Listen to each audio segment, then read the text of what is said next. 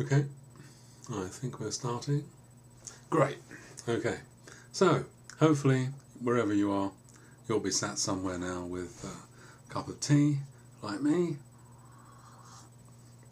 and the weather rolling in from the west, and so you want to perhaps put your slippers on and sit down and have a think about what I'm going to say, which is for this video about the essay.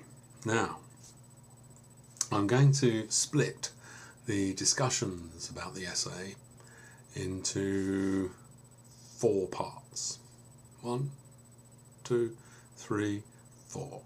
Part 1, which is this one, is simply an introduction to what needs to be done, and the other 3 will be slightly shorter ones on each of the 3 questions that have been set. You might want to stop the video at this point while you go and retrieve this, which is of course your course outline in the beautiful colour mauve, which the reprographics person actually sets aside for me. Okay, so a couple of things in here I'd like to draw your attention to. The first is actually on the first printed page, which is page 3 on the inside, and at the bottom you'll see assessment.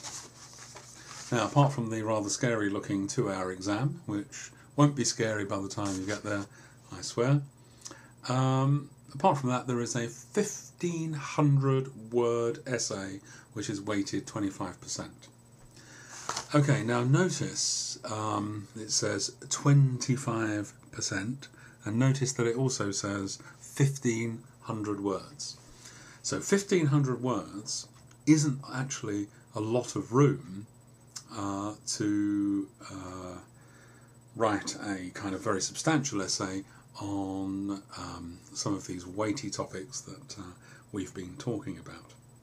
But I will come back to this because there's going to be a way of structuring this essay which we need to get our heads around.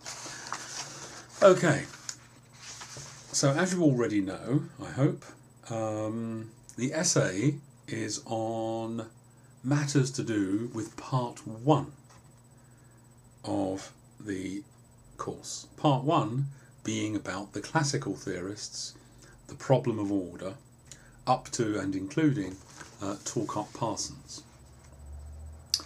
Now, the first thing I need to draw your attention to in relation to part 1 is the fact that starting on page 16, on page 16 of the booklet, there are several pages of references. It's the bibliography, it's where the bibliography starts. And what you'll notice is that there are a whole number of references there which are looking specifically into the issues of part 1 of the course, the background issues to social science, the early thinkers, and generally speaking classical theory and the big picture. In addition to that, but still part of part 1, are a series of blocks of references which refer to each of the classical theorists. In particular, Emil Durkheim, Karl Marx, Max Weber, Georg Simmel, and Talcott-Parsons. Please do bear in mind that if you look after Talcott-Parsons on page 20, you'll also see there are some feminist responses to classical theory. A number of feminists have argued that the classical theorists, as they're normally taught in Western universities, are all male. Marx, Weber, Durkheim, and so on.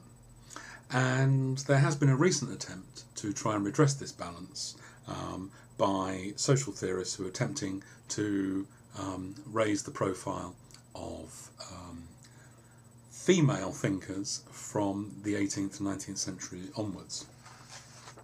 And this is not just your Mary Wollstonecraft or the suffragette movement. These are other thinkers which are in the canon.